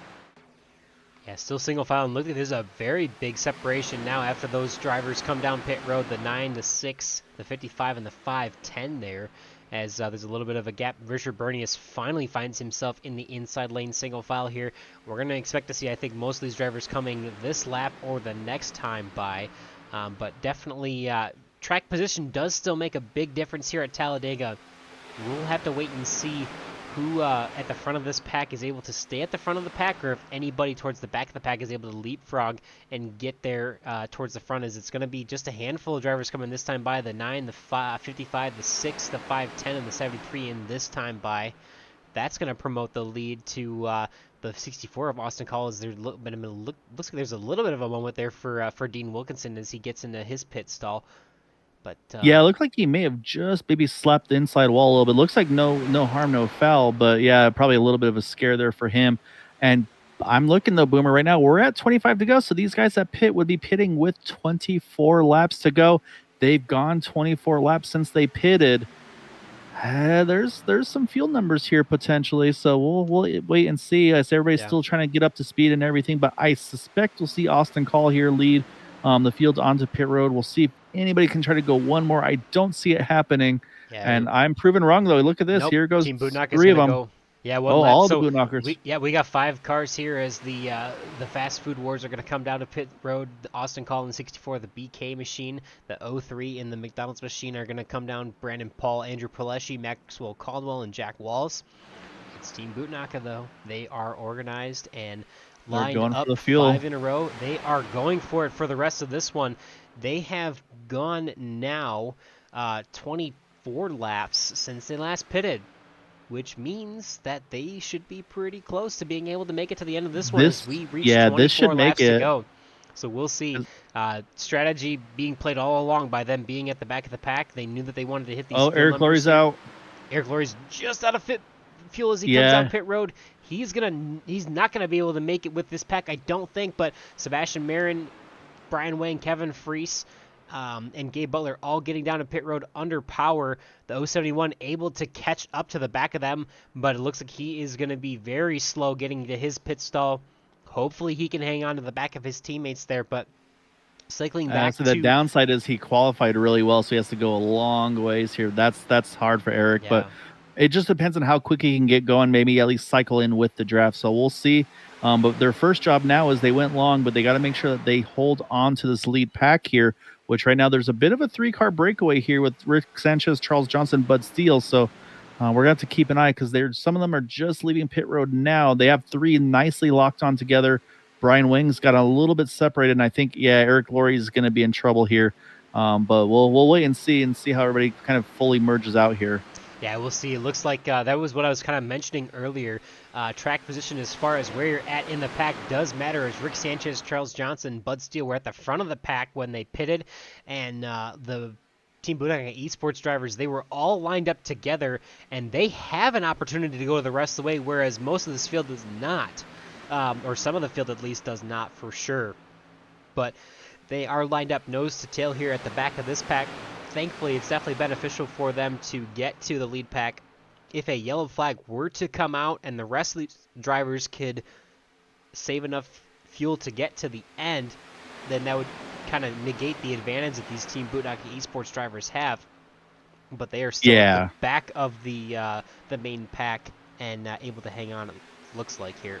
Yeah, no, I think right now if you're these 4 drivers there, actually I should say 5 with 4, with Sebastian, Kevin, Gabe, and Brian, you just sit and ride. You don't put any pressure on Jack Walls in front of you. You just let these guys run their race, because right now I think it's their race to win, like I said, without a yellow. So you want to put the least amount of pressure on the rest of the field as you can. And plus, they can just continue to save fuel here, just kind of sip as much as they can. The only question is, I'm also thinking about Andrew Pileshi, Austin Call, Maxwell Caldwell. Maybe they can try to pull a fuel save off this run here, get that 1 extra lap as well, where basically the Bootnockers did it on that first stint. These guys need to go that 1 extra lap now on this stint. So it's going to be interesting. Jack Wall's also in that group here.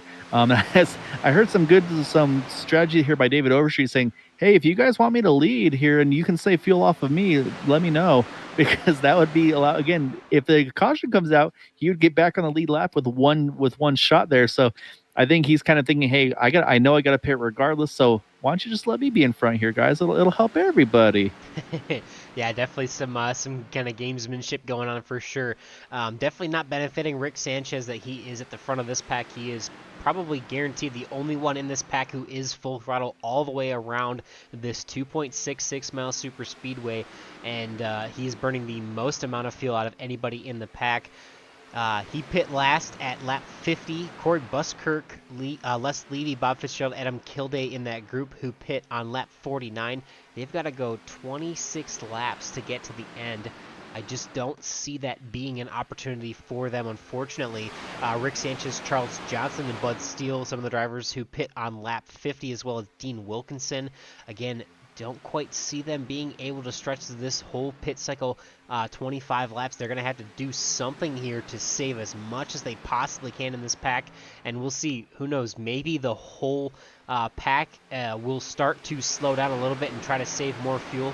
That may be an advantage for, again, the Team Bootnaka Esports drivers who are at the back of this pack, who last pit on lap 52 and only have 23 laps to finish the rest of this race. So definitely an advantage to those drivers towards the back of this main pack. Austin Call, Andrew Pilecki, Maxwell Caldwell, and Jack Walls again.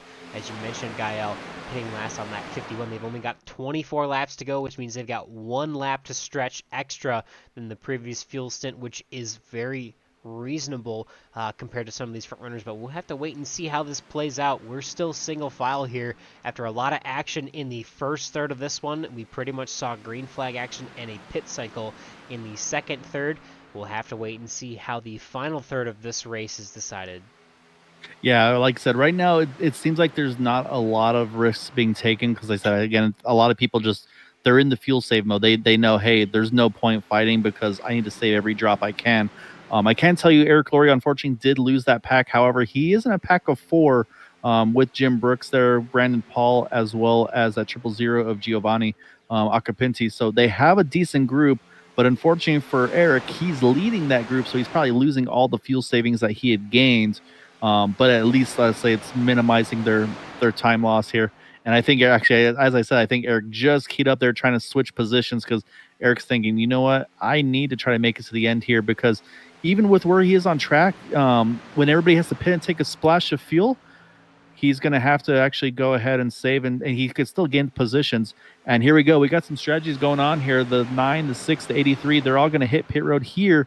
They're going to try to short pit because that's going to force the other guys to have to basically burn their own fuel. I like the strategy. It's going to make those guys have to hopefully work harder in order to catch them as Jack Wall sends it onto pit road there. And he got away with it. There's no speeding penalty, but he's backing it down to make sure. So hopefully he doesn't lose these 3. I think yeah, that was impressive.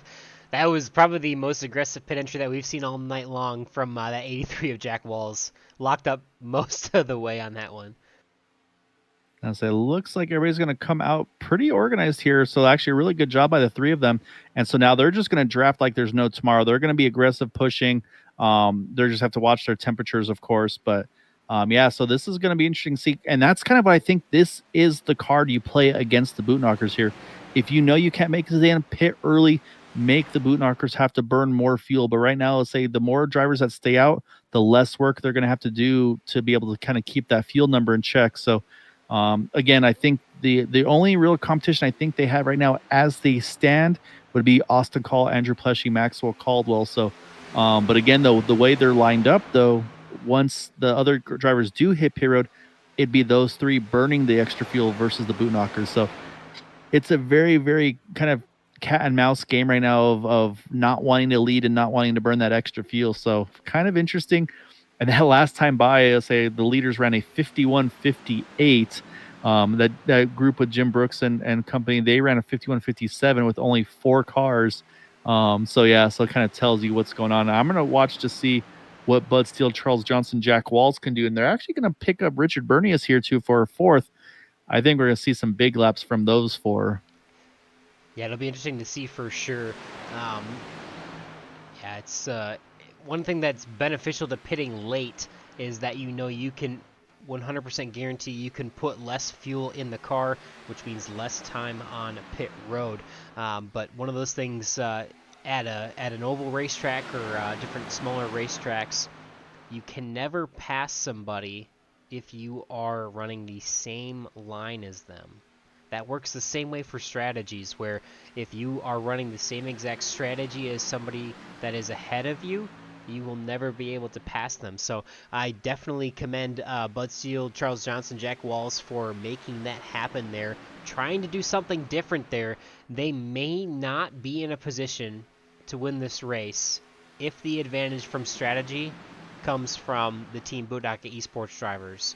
But I think they just put themselves in the position to be the best at the strategy that they're on. And if that works out well for them, then they would have at least a 5th, 6th, 7th place finish. So we'll have to wait and see how that plays out, because obviously we've still got a lot of racing to go, and we've got a lot of drivers that still need to make their final pit stop. But I definitely commend that strategy. They are trying to lead a different strategy and being ahead of that, even if they cannot beat the Team Boondocket esports drivers who we know can make it to the end. They are potentially the first drivers of the second best strategy as this one. So definitely interesting to see how that'll play out, Gael. Yeah, and okay, so I'm going to give you some numbers here, Boomer, as well. So 2 laps ago, they were 2 seconds faster than the leaders. This time by about 1.8 seconds faster than the leaders. A 50-71 to a 52-52 for Rick Sanchez. So they are quicker than the leaders by a long shot. Again, they won't have enough time to get up there to be back in this lead pack.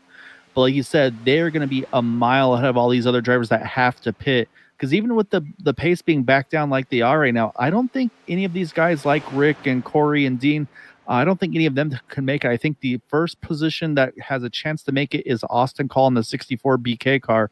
I think everybody else pitted at lap 49, lap 50. That's just too far ahead.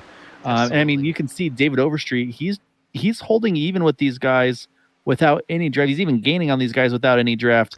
That just tells you what the pace of this race has kind of gone to. Right. And again, I think they should do what he was talking about. Like, hey, just let me lead the pack here. I'll burn the fuel. And then if there's a yellow, it's kind of a double bonus for me. And if there's not, there's no harm, no foul. So, and then, so it's, and here you go. He's going to actually clear. He's going to take over the point of this race, go back to 1 lap down here. They're going to save off of him. And that last time by, they were almost at a 53-second lap. Whereas Bud Steele's a 50-65, so almost a second and a half quicker that last time by. Now, so I'm still watching their lap times. They're coming out of 4 now. But, I mean, this strategy of going short pitting here and then just be aggressive, I'd love it. I mean, they're just gaining time hand and foot, if you will. And this time by, it was a 50-55. So, so a second and a half quicker that 2.5 seconds quicker that last time by. Yeah, the only thing to note is that obviously there's most of these laps are somewhere in the 50-second range, so there's still a lot of laps that they're going to have to spend at that advantage to be able to catch up to the field. But definitely a big advantage. You know, we know that a lot of these guys at the front of the pack, they are absolutely slowing down, and there we finally see it. The drivers that can make it, that we know can make it the rest of the way, Gabe Butler, the 05 of Brian Wang, the Kevin Freese, Sebastian Marin. These guys are going to come to the front now. They are going to take over control of this race, and they are going to try and do what they can. The rest of this pack is absolutely saving fuel. They're doing nothing but saving fuel to try and stretch 25, 26 laps even to this final stint here, and it's going to be tough to do. I think I wouldn't be surprised if some of these drivers in 4th, 5th place on through 15th or so, half of them are going to run out of fuel or have to pit once more. I think surprised. They saw the numbers too, Boomer, because I was actually starting to crunch numbers because, again, right now, that group with Bud Steele and Company, they were about 24, 25 seconds back. But right now we just crossed 10 to go. So, I mean, let's say they continue to do that 2 seconds a lap faster. They would have been within touching distance at the end of that race. And so I think the boot knockers realized that and said, And I think also they were saving and said, okay, you know what? We can now make it to the end no matter what. Let's drop the hammer here because that pace is slowing too much for our comfort. Yep. So now they're going to basically try to run these other drivers that were saving, try to run them out of fuel. Yeah. And that's why you saw Austin, Andrew, and company. They could not react because they still need to save to make it to the end. Absolutely. Now, you now definitely see these drivers, the Team Bunaka Esports drivers, they're going to try and push the pace of this pack, which means they're going to be burning the most fuel at the front of it, but they're okay with that because, again, they have stretched it enough to be able to make it the rest of the way as far as we believe on fuel. Now, everybody behind them is going to be able to save a little bit more fuel, but they're not going to be running at the slower speed of the pack that we saw earlier, where when Rick Sanchez was at the front of the pack, or even David Overstreet, they were driving at a much slower pace where the leader was probably even lifting. Now at the front of this pack, the Team Bunaka Esports drivers not lifting absolutely at all, which puts some of these drivers in a tougher position. So Rick Sanchez saving fuel because he's not the first car in line, but he last pit on lap 50. He's got to stretch 25 laps. We haven't seen anybody in this race go that far yet. Dean Wilkinson in the same position. Les Levy pit on lap 49. We haven't seen anybody even come close to stretching 26 laps on fuel, even with saving fuel in the draft. So you see there's a little bit of a gap now. Corey Buskirk finds himself about 0.6 of a second behind Les Levy. He's not going to push to get up back to that front pack in that front draft.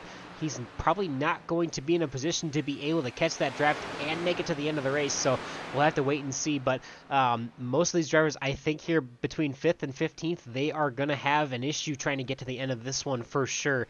So again, we commend the work that Bud Steele, Charles Johnson, and Jack Walls have made to pit early, and they can go 100% for the rest of the race. But I know I've been talking for a little bit long, Gael. I'll give you a chance in a second, but just to focus on where we've got everybody on track, you see Sebastian Marin leading the lead pack out of turn number 4. He is now into the tri-oval here. We're going to have to go about 12 seconds back. We've got a lone Eric Laurie. Remember the last green flag pit cycle, he tried to pit with his teammates, and he was not able to get to them. He had a little bit of an issue getting onto pit road where he is a little bit further back, so he is lonesome by himself. Another 10 seconds back, we've got this pack here of Bud Steele, Charles Johnson, Jack Walls. Last lap, they ran a 50-80, where the leaders are now running a 50-30, so they are losing time to the lead pack, but that bodes well for them as far as making everybody who can't make it on fuel use more fuel, and again, still putting them in a position to potentially be the second best strategy out on track. If they can finish behind the Team Bunaka Esports drivers at the front, there's only 4 of them there. These guys will finish 5th, 6th, and 7th in this race. Again, commend them for trying to make this strategy work, as well as Richard Burney is here in 18th. So have to wait and see. That's pretty much the rest of the pack that we have. Brandon Paul here, I believe, is now 1 lap down. First car 1 lap down. He's on the tail end of the lead pack. So pretty much that brings us to everybody who is in a different pack on a different strategy. And now I will cede the floor to you, Gael. Oh no, you are good because you're exactly right, and that's what I loved about the strategy by Bud, Charles, and Jack. There was basically, like you said, it was kind of almost twofold. It looked like they could even catch the lead pack there as we're about to hit 5 to go. And there you go. That pace picked up. Here comes Dean Wilkinson. Here comes David Overstreet, Rick Sanchez, Les Levy. It looks like you got a bunch of drivers hitting here. Corey Buskirk, Adam Kilday. So what's going to happen here is basically you're going to see Bud, Charles, and Jack. They're going to be miles past them, a little bit exaggerated there, but they'll be way on by them just because of the fact that they went pretty quick on that. So, but now here's what's happened though. Those top 4, we talked about the Austin Collin Company just trying to back it down and save and save and save. Now look how far back they are. They're about 1.4 seconds off of Brian Wing. They have Jim Brooks as kind of like the ladder, if you will, to try to pull them back up there. But now with them trying to catch those guys, they're burning all that fuel they were saving to even get back in touch with the Bootknockers. So they might not even still have the numbers to make it to the end. And I'm waiting for the pit stops to finish, and I'm already watching Bud Steele and Company. They have already gone through 3 and 4, and yeah, they are about almost I'd say at least half a straightaway away, or I'm sorry, ahead of Rick Sanchez, who's still trying to build up speed. So that short pit strategy, that puts now Bud Steele back into the top 10 of this race. They're about to pass Eric Laurie on merit. And for Eric, he just needs to try to tag onto these guys and save some fuel as well. Yeah, he should be able to here, but yeah. but just has he lost too much in that time? So, however, I can say Austin Column, they've gotten to within about a second, so they have caught the main, the lead four here, I should say. But again, did that work here maybe cost them too much fuel to do so in order to try to make it to the end? Because we're getting down to here, 4 to go, 3 to go here at the line. And then, of course, the question is, will these guys stay lockstep? Will we see any maybe some moves to try to position themselves to gain some spots, get a win? Because it's not a win you're in, so that doesn't really benefit anybody. But or do they say kind of like, hey, here's how we came out of the pits, so this is how we're going to finish tonight? Yeah, we'll have to wait and see. I know as far as Team Bootnaka, they're probably going to push Sebastian Marin to this win. Would not be surprised at all that none of them jump out of line. Who knows? Maybe the 88 and the 05 jump out of line at some point, but that's just not necessarily in their MO. Jim Brooks, their fifth in line, he has enough fuel to get to the end.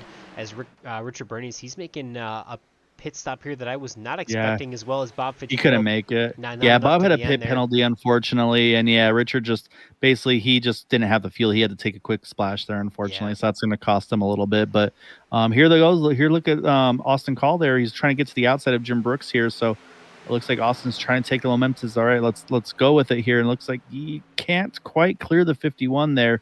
So I was saying we'll see what the plan is. There it goes. Jim's going to let him slide in there. And that's I say Jim wants to figure out where he wants to position himself here. Almost getting to the point where I might even just roll to the top, say you guys go on by and have the race go for it, because we're down to it here, 2 to go. So it's going to be watching their fuel needle, and then when there he goes, he's going to jump to the top. So you guys have at it. Yeah, definitely. I mean, obviously, Gael, you know your dad pretty well, but admin here at Area 51, very respectful racer, and definitely appreciate that. We'll see if the 64 machine is going to have enough. There's a little bit of a break between the 05 now and the 88 machine. Curious if this that's is interesting. Yeah, curious if that's intentional. I don't know, but they're going to push the 64 machine. We mentioned the 64 machine, the 82, the 94 pit last on lap 51. They would have had to stretch 24 laps there, which we hadn't seen anybody do here yet tonight. But it might be enough here as we are white flag, 1 lap to go. We're going to have to wait and see if any of these drivers here from 4th on back have enough, as the 64 machine is going to take a block from the 05, the 82, and the 94 are going to try to get to the outside. They should have enough here, hopefully here at the last white flag here to get to the end, but it's going to be the Team Bootnaka Esports drivers. They are lined up 1, 2, 3, and the first car in the outside lane, they are going to try and control destiny here as we get to the end of this one. The 05 machine is going to be pushed quite a bit further forward with the momentum of the 82 and the 94.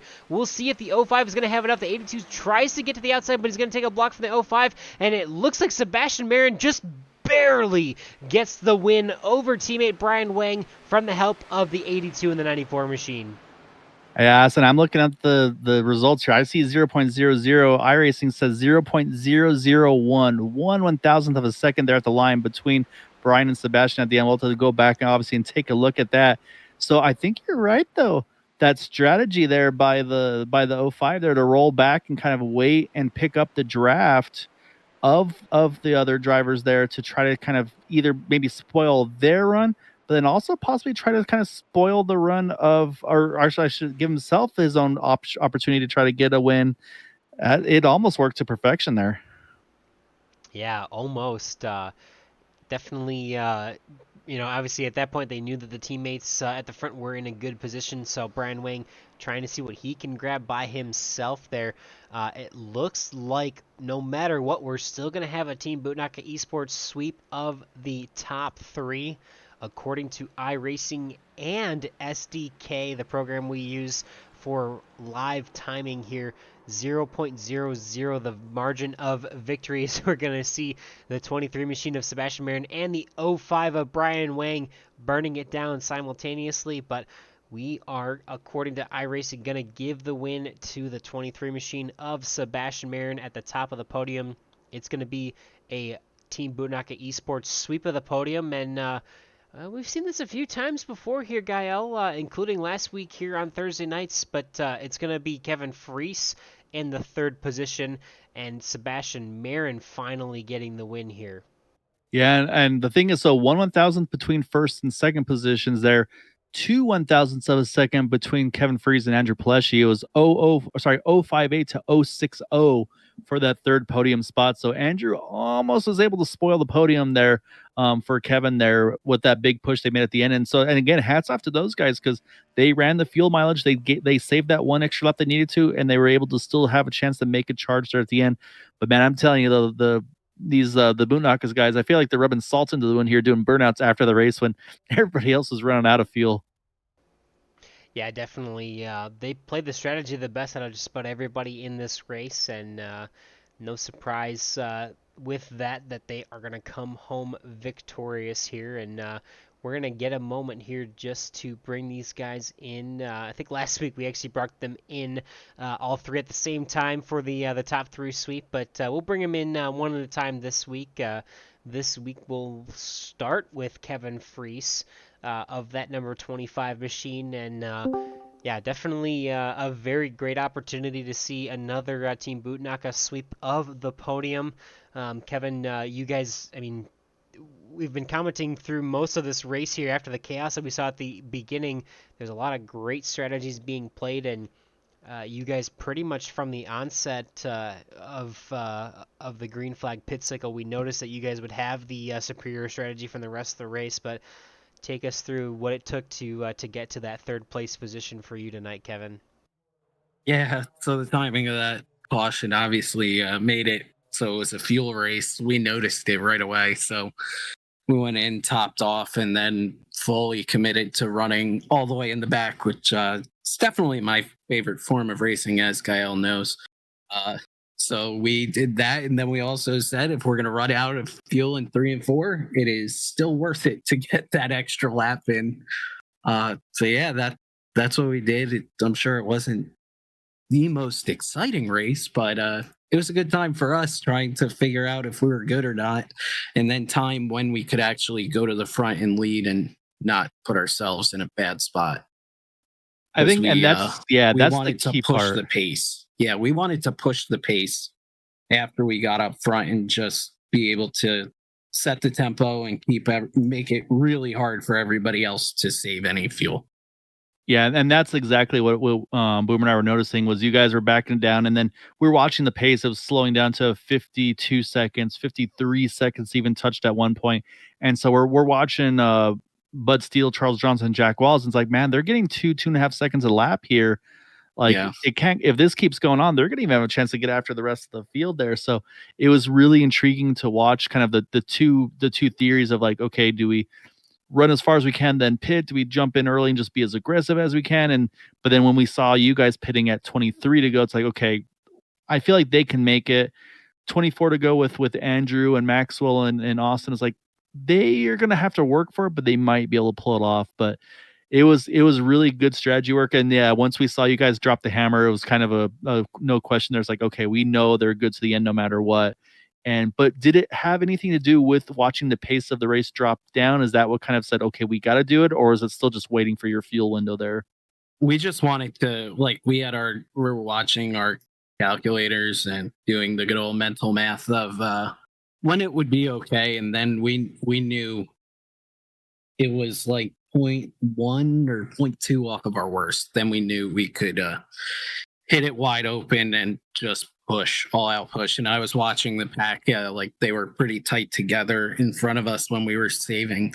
But then once we decided to push the pace, the gaps got bigger and made it harder for them to save any form of fuel. Because I think we were running, consistent 52s and 53s, 0.3s. So that makes it really hard, like especially if you're in the back of the pack, the accordion effect. And that was what was making that first full fuel run after the caution hard to gauge where we were, is because Gabe and I in the back, we're all dead last in the pack. So we had the biggest like accordion effect where Andrew and Maxwell would push back out ahead of us, and then we would have to close it up, but you don't want to push too hard. And yeah, it certainly is interesting for some. It is definitely not my favorite, but there's a lot going on and a lot of communication during these fuel mileage races. Yeah, absolutely. I know, obviously we saw a lot of chaos early on and towards the middle third, and then the final third of the race we saw a lot of strategy. I will say it was definitely interesting as far as our perspective to at least keep track of who was doing what, and notice that you guys really had the superior strategy, being able to go as far as you did early on, or to the middle part of that race, going as far as you did. But yeah, I mean, it was we were exciting. surprised. We were waiting for the front group to just pit early. It's like if they knew they had to pit. So if they went early, it would have made it really a little more interesting for us if we could actually pull our strategy. Like if they just left us in clean air the entire time. That was what we were thinking might happen. And then when it didn't, we're like, yes, absolutely, this works for us. We can just chill. Yeah, and that was kind of what I was thinking too there, Kevin, was once I saw Bud and them come in, it's like, I like this strategy, but then everybody else has to do it too. And then nobody did. I was like, uh-oh. Well, Yeah. not uh-oh, but I was like, okay, this is going to play perfectly into their hands. But I mean, it was, like I said, it was wild initially, and then it kind of settled in, and then you hit the fuel mileage mark, and that's just how it's going to be at that point. You got to run the kind of the strategy that's given to you, which I know you're Mr. Fuel Mileage. So yeah, we were debating it back and forth. We're like, do we just pit and just run all out right away? Like just commit to it like 5 laps after the green flag came out. But then when we watched it, we're like, no, that will not be the winning decision today. Well, you guys definitely nailed that one. Yeah, definitely. The winning decision, definitely more of a fuel strategy for you guys. Maybe not as exciting in the car, but still exciting for us to watch in the race, from the race in the broadcast booth. But yeah, we'll give you that opportunity, Kevin. Roll out that red carpet for any thanks and shoutouts you'd like to give for that 3rd place finish and the Team Bootnaka Esports podium sweep. Yeah, thank you to you guys for broadcasting tonight. All the drivers in the race. We got off to an interesting start, but it was still a good fun race. It was unfortunate Everett was back with us tonight, but he got caught up in a couple of incidents. So that was unfortunate for him. And then thank you to the boys over at Team Bootnaka coming up with the strategy and executing it perfectly tonight. Absolutely. Congratulations. Another interview we've had a couple weeks in a row now after a couple wins for you, Kevin Freese, and excited to have you back. But congratulations, and we'll talk to you again soon. Thank you. You guys have a good night. You as well, sir. All right. Our next interview, again, another Team Bootnaka Esports driver, the 05, the Canadian of Brian Wang, finishing 2nd place in that 05 Kellogg's machine. Brian, take us through how you got to the 2nd place finish tonight.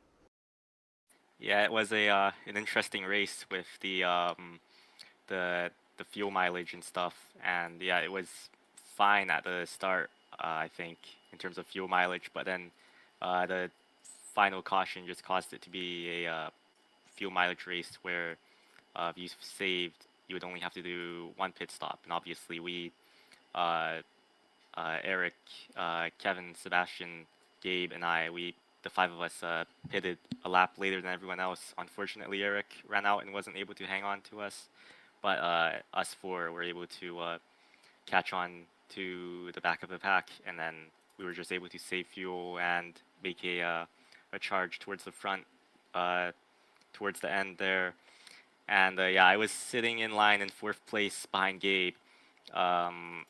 I knew that the cars behind me were going to try something, so I just had to back up so that they wouldn't get as big of a run as if they would have backed up on me, and I was able to make a block cleanly because of that. And yeah, into turn 3, I went up to block Paleshi, and yeah, it looked like I had the race won for a moment there. It was such a big run that we had, but yeah, Paleshi just pulled out at the end, and yeah, 1 millisecond margin. That's really close, but yeah, I'm happy that we got 1st, 2nd, and 3rd. Yeah, I mean, the move you made there, I mean, that was obviously almost the race-winning move for you. Like you said, I mean, 1,000th between 1st and 2nd, 2,000ths between 3rd and 4th there at the end. It was like I said, the strategy worked out really well. Obviously, first on the fuel mileage, and then everything else there. Obviously, I'm sure the bigger story is you being the better finishing Kellogg's Cornflakes car. That way you can hold that one over Kevin's head. But yeah, I mean, I'll say you guys obviously know what you're doing very well and able to nail the strategies to perfection. And that's what I was curious about too, was when we saw you kind of rolling back, it's like Boom and I were kind of talking to each other saying like, this, we're guessing this is a strategy call, but and I mean, like I said, and it worked really, really well, because you're kind of used to thinking the strategy is like, okay, I got to stay as tight up onto these 4 in front of me or 3 in front of me as I can, in order to make sure that we try to stay kind of run the quickest you can. But you knew that your best bet, and then the team's best bet, was to be able to kind of try to build that momentum and slow theirs down a little bit. So yeah, a lot going on there at the end, and a really, really well done job there to kind of work both lines there. And like I said, that's play racing. You're going to have to make some big blocks, and it's hard to do. It's hard to do cleanly, but again, just really good job with working the lines there. Yeah, thanks. Yeah, I do want to ask here. I know obviously we saw the big run from Andrew Pileshi and Austin Call towards the end there. Were you expecting to get to the lead there before the start finish line and challenge Sebastian? I know according to both SDK and OBS, some of the timing that we saw, it was dead even through the hundredths mark. But were you expecting to get all the way that far to the potentially challenge Sebastian for the win there at the end? No, to be honest, I wasn't. I was fully expecting the 3 cars behind the 4 of us to run out of fuel, to either run out of fuel entering turn 3 and 4, or to go to the 3rd lane when I moved to the 2nd lane to try and go around me.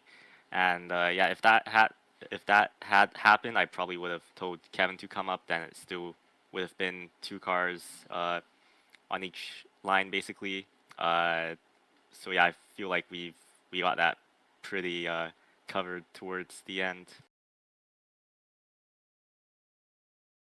It's exciting finish nonetheless, and surprising to see you get up that high, but still great to see the Team Bunaka Esports podium sweep for you guys. And at this time, want to roll out that red carpet for you and give any thanks and shout outs for that 2nd place finish and the team sweep for the podium tonight.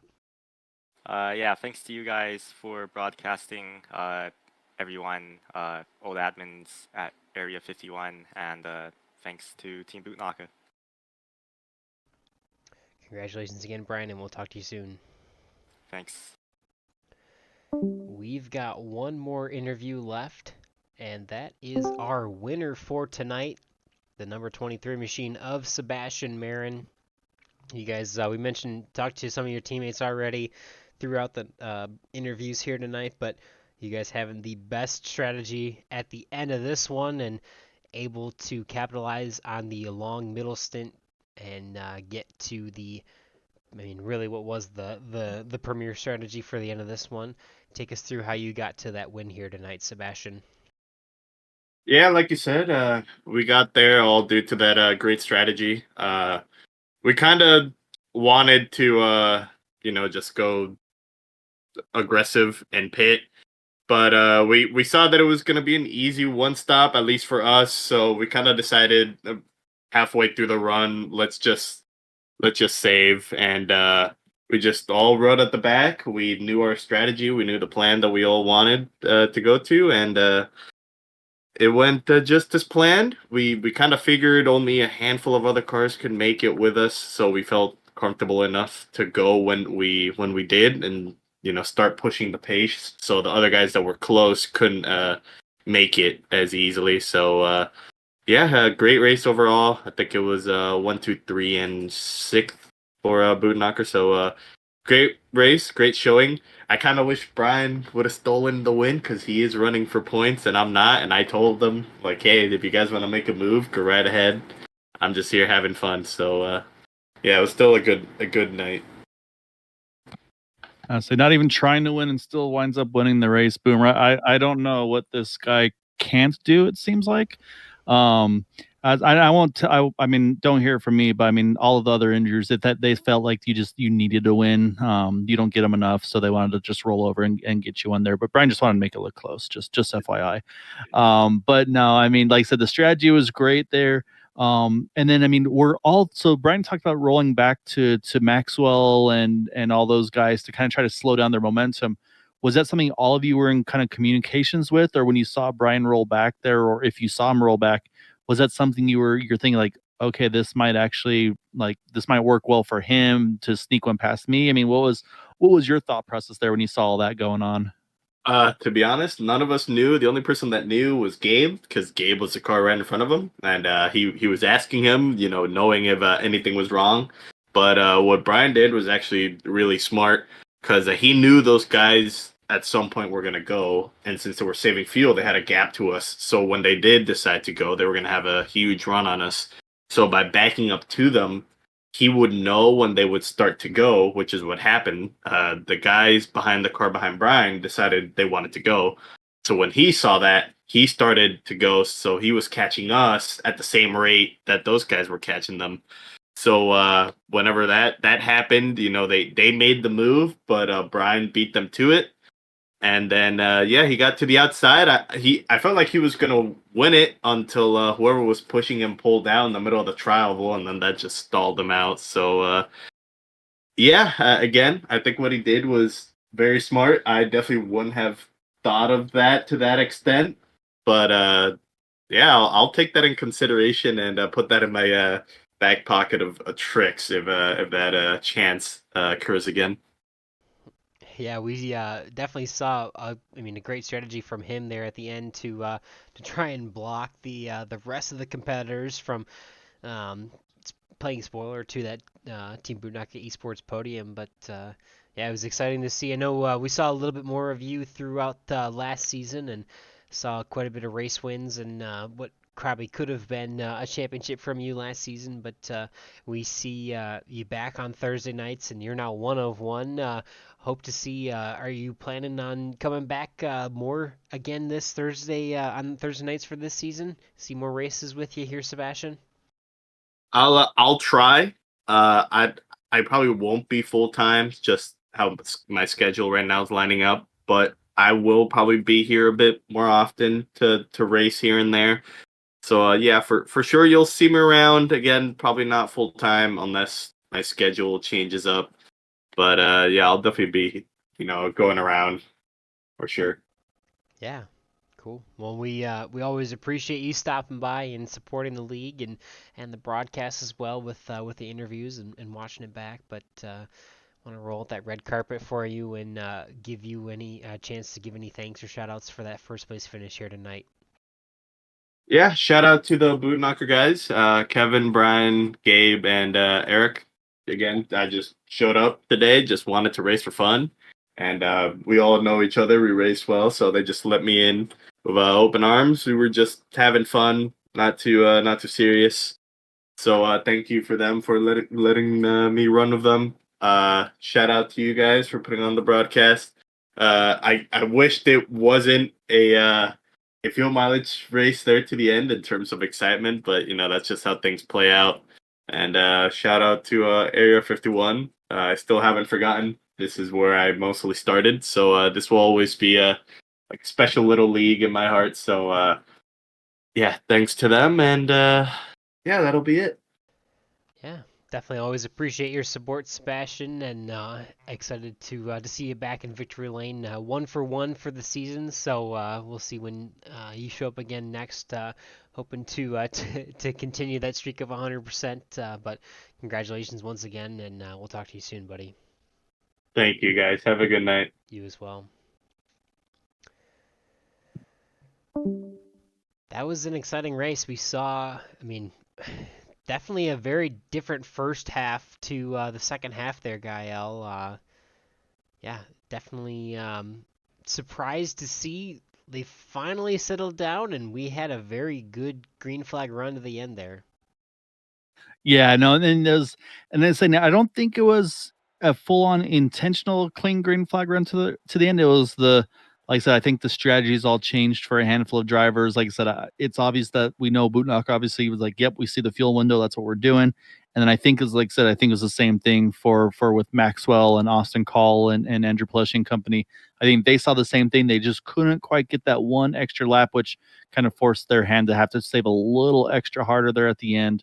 And yeah, it just really kind of changed the way the race played out for a handful of drivers. Like I said, we had probably about three, almost 4 different pit strategies there for making it on one stop, short pitting, to make it to the end, and then those that just ran along and were kind of banking on a hopeful yellow there. So it was really cool to see kind of how they all played out. And like you mentioned there with Bud Steele, Charles Johnson, and Jack Walls, I say they kind of made the best of the rest strategy there, and we're still able to salvage pretty good results out of what could have been a worse night for them. Yeah, absolutely. Once Team Bootnacker realized the fuel strategy, I think most people realized that fuel strategy there. Andrew Pleshy, Maxwell Caldwell, Austin Call also taking advantage of pitting as late as they possibly could, and then the Team Bootnacker esports drivers pitting very late to be able to take advantage of leading that race and not having to worry about fuel at the end there. We talked to Sebastian, Brian, and Kevin, our podium finishers, who were able to capitalize on that fuel. Andrew Paleshi, a very great gallant last charge towards the end there. Realistically, without Brian Wang jumping in front of them to really block them, Andrew Paleshi and Maxwell Caldwell had a great run to finish the end of this one. So a lot to be proud of for them for sticking with what ended up being close to the winning strategy and a very good organization to the end there. Gabe Butler there for Team Bootnacker Esports. Unfortunately, the fourth Bootnacker driver in line on the inside line. He's going to have to settle for 6th tonight. And Austin Call, another great call for him tonight, as he's able to finish with our front runners. And yeah, you mentioned it already, Gael, Bud Steele, Charles Johnson, and Jack Walls pitting very early on after knowing that they were not going to be able to make it the rest of the way on fuel, and taking advantage of that very early on. Eric Laurie there in the 11th position, pitted with some of our leaders, but unfortunately had some issues getting into pit road and was not able to catch up to them with the draft, and will settle for 11th place tonight. Les Levy, we saw him dominate the front of the pack through most of the evening. He's going to settle for 12th place this evening. Again, not on the winning pit strategy for him. Expecting more chaos to come out after that third caution that we saw tonight. Dean Wilkinson, Rick Sanchez, and Corey Buskirk rounding out the top 15. Adam Kilday, a gallant effort at the front of that field. Saw some good moves from him through the middle section of the race. He's going to finish in that pack there just before the one lap down drivers in 16th. Brandon Paul and Richard Bernius are going to be 17th and 18th respectively. And the last of our results here, we saw Bob Fitzgerald again, had some great runs at the middle point of the race to get a couple laps led and lead and be up there in the mix. David Overstreet, we talked about his battles throughout the evening, trying to get back to one lap down. Unfortunately, he's going to stay 2 laps down on the evening and finish there. Jim Brooks, we talked about his struggles as well, finishing 3rd lap down after being involved in some wrecks that were not his fault. And Giovanni Occhipinti retiring early, as well as Carl Lingle, Nick Wing, and Everett Lang. So a lot of chaos that we saw early on that settled out into a long green flag run and some split strategies, which made most of the excitement towards the end of this one. Gael. Yeah, no, and that's exactly right. I say, unfortunately, the early attrition really impacted a handful of drivers there, like you'd mentioned, with some early retirements from some really good cars that would have had a chance at that top 5, if not the win of the race. And then a few stuck it out, had a chance to try to get all they could, just couldn't quite pull it out. Didn't get the breaks they needed. Like said, notably there, David Overstreet was, I'd say hats off to him. I mean, he went for it as much as he could to try to see if he could get that position back. Just never got the luck that he was hoping for with that caution. But I say he was definitely willing to go for it all there. So it was fun, I'll say. And so that's going to kind of be the first half of the regular season, Boomer, which means kind of a third of the way through the full season. So basically, we're going to kind of rinse and repeat here. So dust off Talladega, and we're going to head right now back over to, I believe we kick off at Atlanta, if I'm not mistaken. So it's going to be fun to see how everybody adjusts after the first race at the tracks, and then be able to kind of make those adjustments for the second half of the regular season to try to get into the playoffs for those final 4 races at, again, Atlanta, Daytona, iRacing, and Talladega. So it'll be exciting to see how these drivers kind of adapt and adjust and make changes for these next 4. Absolutely, yeah. We're going to continue to rinse and repeat that same 4 schedule of tracks. As you mentioned, now halfway through the regular season, going back to Atlanta for the first time. So drivers going to take what they learned from earlier in this season, finally back to tracks to the second time. They've got some notes for what worked and what didn't. Obviously, most of these guys have some experience from previous races here in the Area 51 League and the Super Speedway style of racing that we see on Thursday nights. But definitely interesting to see how it worked earlier on in the season and take those notes and come back to a track for the second time in the same season. So pretty soon we'll be getting ready to update you on the points battles as we get ready to kick off that playoffs. First race in the playoffs will be November 16th, but we got a little bit of a ways before then. Again, Atlanta Motor Speedway, as you mentioned, Gaia, will be next week. We'll take a week off after that, and then we'll be back at Daytona on October 19th here on Thursday nights. Don't forget, we've got a lot of action on Sunday nights as well with the Super Truck Series. They will be kicking off their race at Atlanta this Sunday. Make sure you tune in there. We've got a friend of ours, Mr. Gael Brooks, who will be, I believe, calling that action on Sundays, and can't wait to hear him call that race and have a lot of fun with those drivers trying to race for that Super Truck Championship. We've also got a series we can no longer broadcast on Tuesday nights in the Indy cars. Unfortunately, due to some licensing disagreements between iRacing and the IndyCar series, but we've got that open wheel series on Tuesday nights. So if you're watching along and you think, hey man, this is something I want to try out, and who knows, maybe Super Speedway style racing isn't your speed, we've also got that iRacing IndyCar series here at Area 51 on Tuesday nights to come check out. Again, not able to broadcast that, but a lot of fun nonetheless, and plenty of action in that Tuesday series that I absolutely wish we would be able to broadcast, but a really cool points battle that is shaping up in that series as well that unfortunately we can only talk about. But lots of action here at Area 51, and for Greenway Checkered, it's been a blast for myself, Boomer Logan, and for Gael Brooks. Always make sure to tune in every Thursday and Sunday night for all of the action for your Super Speedway series, and we can't wait to bring that to you the next time we're here. But for now, we will be signing off. We appreciate everybody who is able to chime in on the broadcast to watch, and all of our drivers and admins and everyone who makes this league happen. And I know some of the drivers rewatch these broadcasts, so I want to shout out you guys for all of what you do on the track to bring us the opportunity to highlight all the fun that we have here. So I think that'll be just about it for me. Pretty much think about everything we've needed to, and we appreciate everyone and hope you all have a great week. Take care and have a great week.